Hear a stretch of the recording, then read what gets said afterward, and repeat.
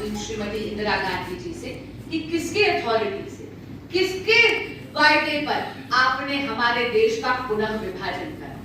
तो INDI alliance से मेरा निवेदन है कि आप देश की जनता को भ्रमित करना बंद करिए।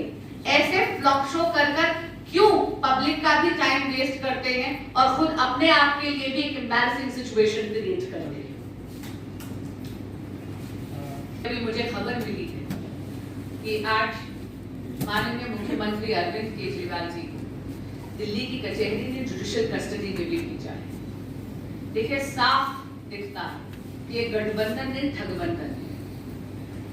ईडी ने जो भी एविडेंस पेश करी है, एक बार दिल्ली हाईकोर्ट ने देख लिया है और उस एविडेंस को देखने के बाद ही माननीय मुख्यमंत्री अरविंद केजरीवाल जी को इंटरिम प्रोटेक्शन देने से कचहरी ने इनकार करा था। आज ईडी की सारी दलीलें देखने के बाद कचहरी ने उनको जुडिशियल कस्टडी में भेजा है, क्योंकि कचहरी को यह लगा है that this is a fit case for custody. यानी जो भी तथ्य उनके सामने रखे हैं, कोर्ट को यह लगा है कि माननीय मुख्यमंत्री अरविंद केजरीवाल जी की कस्टडी एक्सटेंड कर उनको जुडिशियल कस्टडी में भेजा जाना चाहिए। इंडिया अलायंस वो गठबंधन है जो अपने गठबंधन या ठगबंधन के धर्म को निभाते राष्ट्र धर्म, राजधर्म, राष्ट्रहित तीनों की बलि चढ़ा रही है। चाहे संदेश खाली में चुप्पी साधना, चाहे आम आदमी पार्टी के एक लीडर जिन्होंने आम आदमी पार्टी के एक वर्कर की बेटी के साथ छेड़खानी करी उस पर चुप्पी साधना हो, चाहे किसी भी राष्ट्रहित के मुद्दे पर चुप्पी साधना हो, ये गठबंधन का धर्म निभाते निभाते राजधर्म, राष्ट्रहित और राष्ट्रधर्म तीनों को भूल गए। जो रैली कल हुई उसके बाद बहुत से प्रश्न उठते हैं, बहुत सारे सवाल हैं मेरे, आपके, आम आदमी के मन में, देश भर में। मगर हम दिल्ली स्पेसिफिक जो प्रश्न हैं उन्हीं को प्रेस के माध्यम से बासवी जी आज पूछे।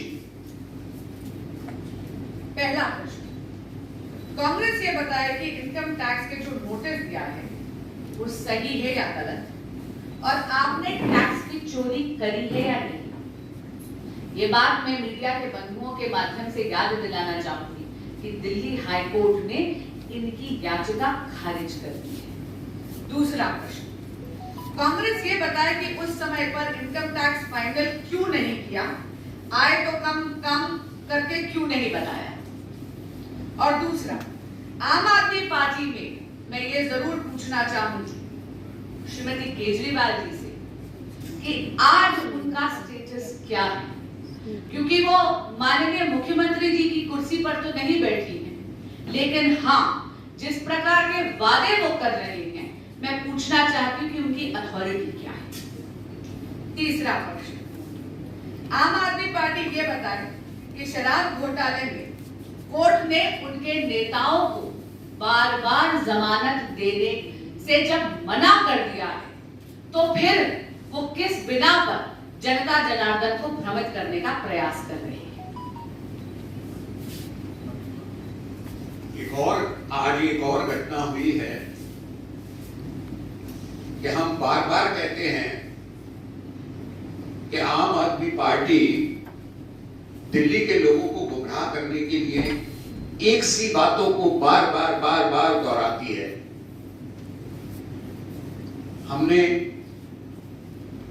एक शब्द सुना है, ऑपरेशन लोटस। ऑपरेशन लोटस जब इन्होंने आरोप लगाया पहली बार, तो फरवरी के प्रारंभ में वो आरोप लगाया था। उसके दूसरे ही दिन जाकर के हमारे अध्यक्ष श्री वीरेंद्र सचदेवा जी के नेतृत्व में हमारे नेताओं ने पुलिस आयुक्त को शिकायत की थी। और आज स्थिति यह है कि कुछ दिन पहले अभी सौरभ भारद्वाज और आतिशी ने ऑपरेशन लोटस का आरोप लगाया, तब मैंने उनको चुनौती दी कि वो बताएं ना किसका नाम है। आज उनके एक विधायक ऋतुराज ने सुबह सुबह प्रेस वार्ता करके ये कहा है कि मुझे एक ऑफर दिया गया है 10-10 करोड़ रुपया प्रति विधायक के हिसाब से मिलेगा यदि मैं अपने साथ विधायक लेकर के आ जाऊं और मुझे पूर्वांचल कोटे से मंत्री भी बना दिया जाएगा। अभी मैं और बांसुरी जी इस विषय पर कुछ बात कर रहे थे, तो मैं चाहूंगा कि बांसुरी जी उस विषय को अपने आप ही रखें पार्टी के वक्तव्य के तौर पे।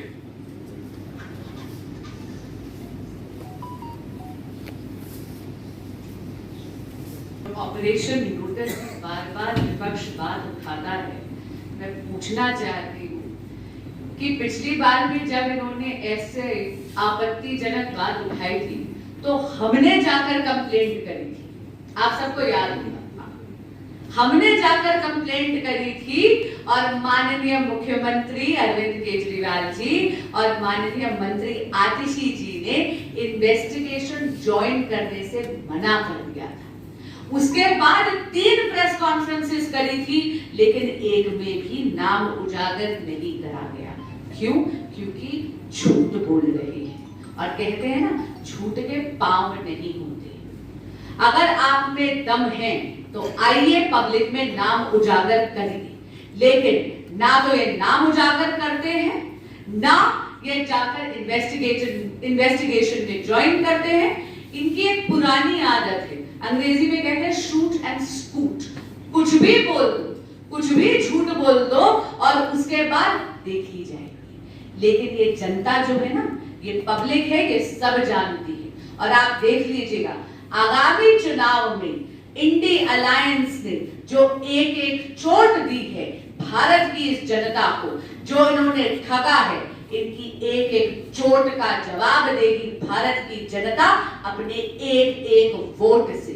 अब की बार 400 बार, फिर एक बार मोदी सरकार। धन्यवाद जी बिल्कुल, इनकी जो गारंटी है उसका मैं खुलासा आपके समक्ष कर देंगी। चलिए मोहल्ला क्लिनिक्स की बात करते हैं, जो 6 गारंटी में से एक विषय लेते थे, वो मोहल्ला क्लिनिक से जहां पे फर्जी दवाइयां बढ़ रही थी, ये वो मोहल्ला क्लिनिक से जो कोविड के समय बंद थे, ये वो मोहल्ला क्लिनिक है जो डॉक्टर्स, जहां पे डॉक्टर्स डायग्नोसिस नहीं कर रहे थे, एडमिनिस्ट्रेटिव स्टाफ डायग्नोसिस कर रहा था।